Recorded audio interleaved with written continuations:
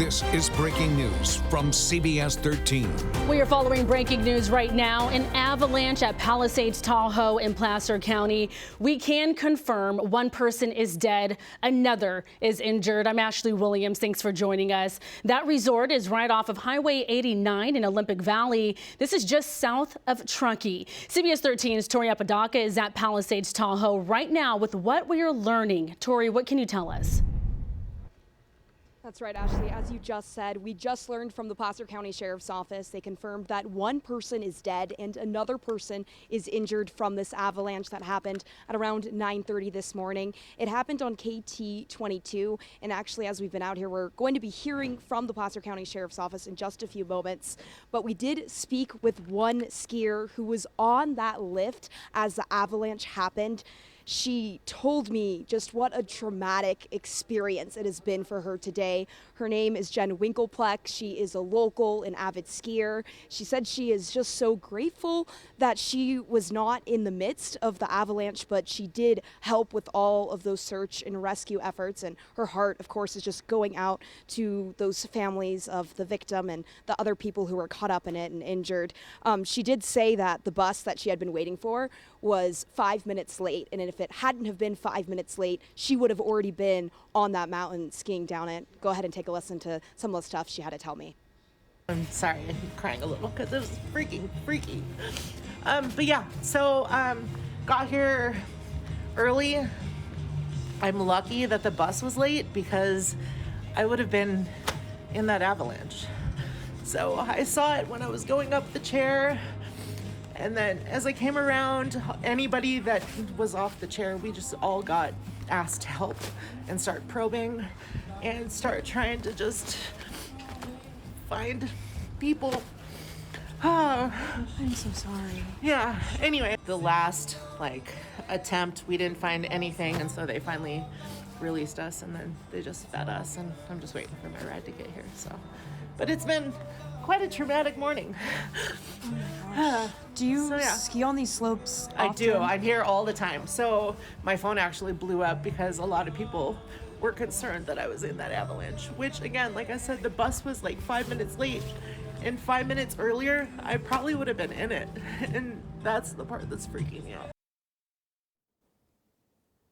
I mean, you heard it there yourself from Jen, who experienced that firsthand, and so many other skiers. The community out here of skiers, they're a tight-knit community. They're always looking out for each other. She told me that as she was on the lift and they saw that avalanche coming down, she said immediately once they were jumping into action, they were just jumping off the lift and grabbing any skiers who were on the mountain, trying to help people. She told me that there were survivors that they were able to recover. But again, the Placer County Sheriff's Office confirming with us that one person is dead and another person is injured. We are going to be hearing more from them about this avalanche in just a few minutes. Right now we're out at Palisades, and we of course will continue to keep you updated, but definitely just a traumatic experience for a lot of people, and I'm sure Jen isn't the only story that we'll be hearing about what happened out here at Palisades today.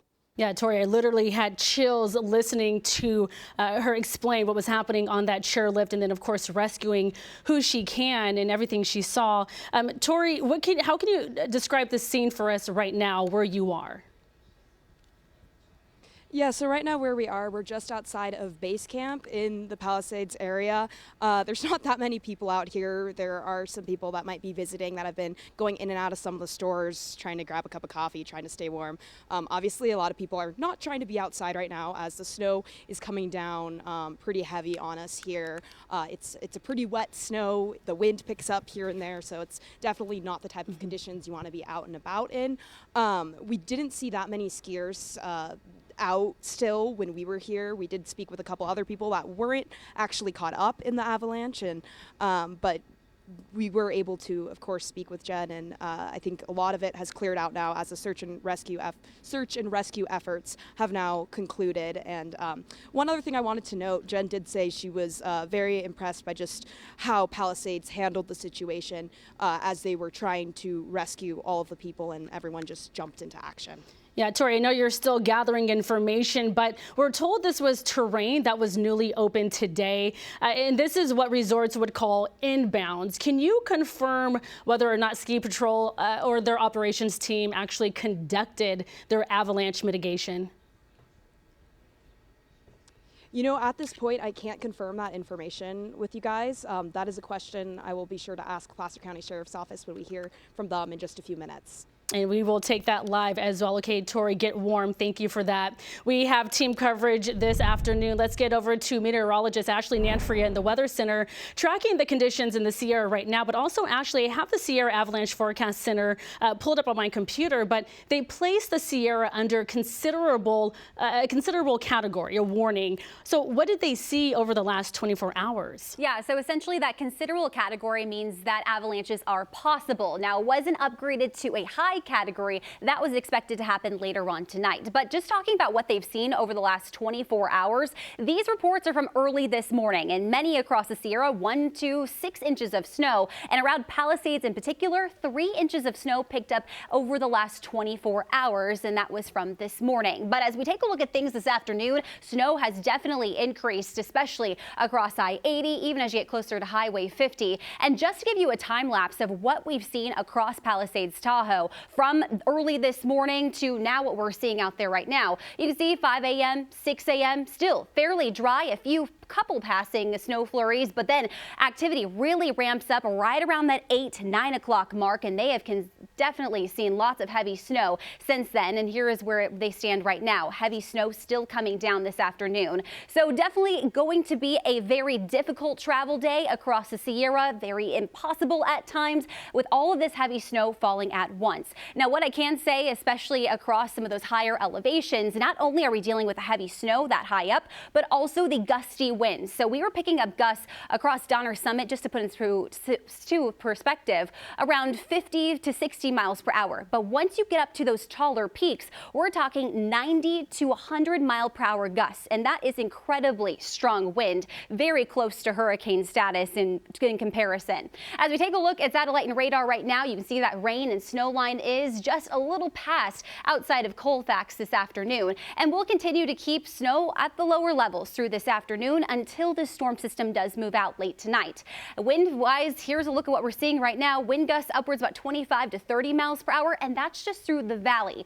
As you get closer to our higher elevations, 30 to 40, even 50 miles per hour across some portions of the highway. So definitely a very hard travel day across the Sierra. Heavy snow, blizzard conditions. Once you get all of that fresh snow that falls on top, those winds just blow it around and it turns into your own personal snow globe. And that's really what they're dealing with. Visibility right now down to a quarter of a mile or less. Here's a look at visibility. You can see just where it is, even starting around Grass Valley. And as you get further up the hill, it definitely starts to drop off. So definitely a hard travel day across the Sierra. Of course, we'll continue to keep you updated, but that winter storm warning that's in effect right now, that's going to continue until 1 o'clock tomorrow morning. So this is definitely a situation that we still do have a couple more hours of. So if you do have any plans to travel over the higher elevations, I say just wait it out until tomorrow. Ashley?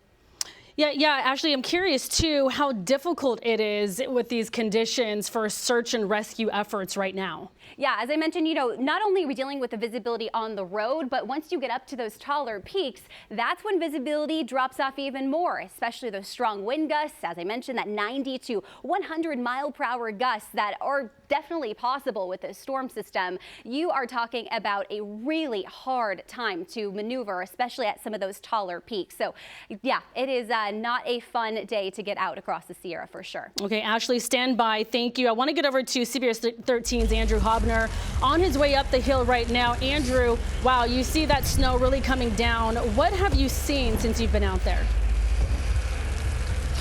Yeah, Ashley, so we just got off the road. We're live here at the base of Palisades. And you know, the crazy thing is, this isn't out of the ordinary snowfall, and that's the thing that most people need to understand when it comes to avalanches, is it doesn't necessarily need to be a dump of snow for these types of conditions to happen. Wind can also play a very important factor. I can confirm through a source that Palisades Mountain Ops did conduct avalanche mitigation measures on that area of KT before it opened up this morning. There's a a variety of measures that they employ. There's dynamite, they have Gas-X cannons, there's all sorts of different things that they use. KT is one of these on-piste or inbounds areas of a ski resort that is exceptionally prone to avalanches. So they do a ton of mitigation work, at least Mountain Ops does, to make sure that it is safe. Now, one of the most important things that I've heard from a lot of friends, people in this area, guys that I used to compete in skiing with that are still here now,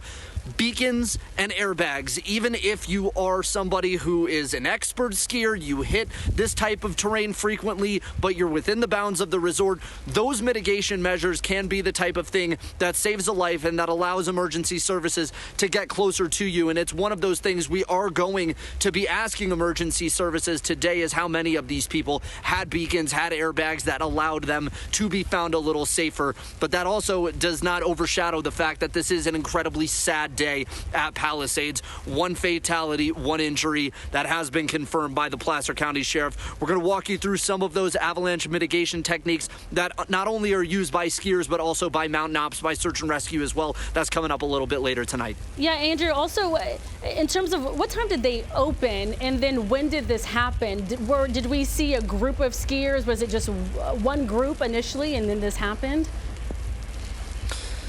Yeah, so First Chair is widely known within the ski community as the best tracks. It is because it's what it says. It's the very first chair of the day. Nobody has skied anything yet, so you get the first look, the freshest tracks at any new snow. KT and KT Express, that's one of here the most sought after first chairs at the mountain. This day of the week is typically a locals day, and that's why, you heard from the eyewitness that we talked to earlier, the phones blowing up. And people that I've talked to here that are Truckee and Tahoe residents say that's what they've been doing all morning. They've been on the phone all morning trying to call people, because for the locals on a weekday, this is exactly the type of time where it's perfect. It's snowing. It's an early morning. You just got a little bit of a blast the night prior, so you hit first chair. And these types of things do happen, but you don't expect it with this type of size and having this type of result, especially when you are within the bounds of the mountain. But that is also the pitfalls of a winter sport like this, is that nature can and will exert its force, even though you feel like as a person you have as much control as possible, and that's the unfortunate thing we're seeing today. Yeah, very scary. I know there's a press conference that will be underway, which we will take live here shortly. Andrew, thank you. Let's go ahead and take a live look here. Camera from Palisades. Whiteout conditions. Look at that. That's happening right now.